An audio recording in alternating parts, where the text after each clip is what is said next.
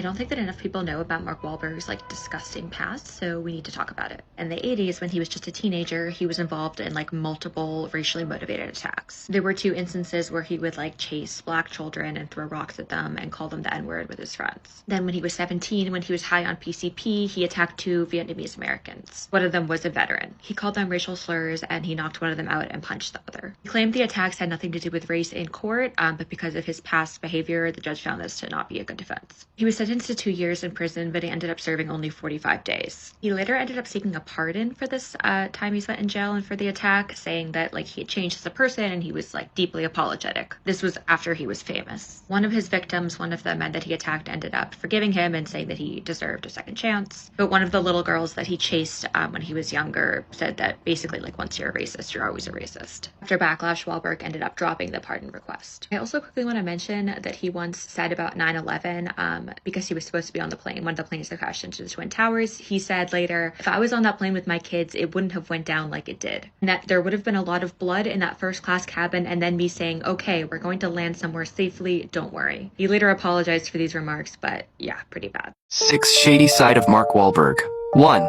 His violent, racist attacks as a teen. In 1988, Wahlberg was arrested for assaulting 2 Vietnamese men, one of whom was permanently blinded in one eye. He used racial slurs during the attack and was charged with attempted murder, though he only served 45 days in jail. 2. Previous hate crimes against black children. Before the 1988 assault at age 15, Wahlberg and his friends were charged with chasing and harassing a group of black school children, throwing rocks and shouting racial slurs.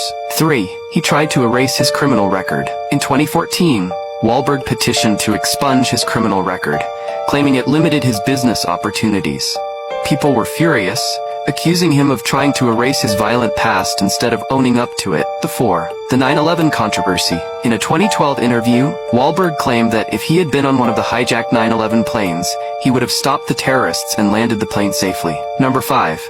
Alleged homophobia and insensitivity. Wahlberg's early career included homophobic jokes and derogatory comments about the LGBTQ+ community.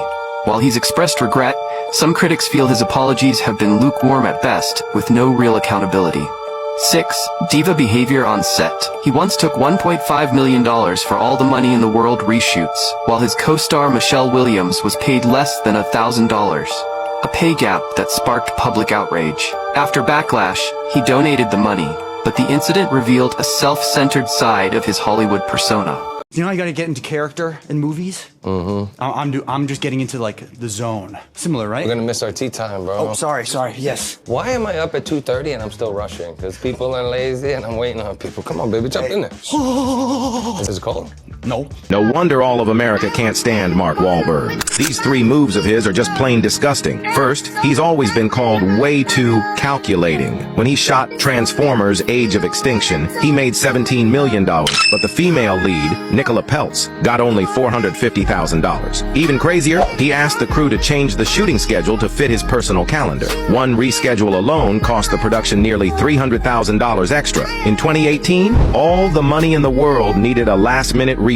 He got $1.5 million for it, while Michelle Williams got only $1,000. After the scandal blew up, he rushed to donate the money to the Time's Up Foundation. But insiders say that cash actually came from the company's PR budget, not his personal account. Back in his hometown Boston, he invested in a church gym. The monthly fee used to be $30, but he hiked it to $90 and made members wear his brand of workout clothes. Locals protested, and he just said, "It's my business, not charity." Some say it's fine he went from street kid to millionaire, but he forgot where he came from. Do you think he has any chance to earn people's respect back?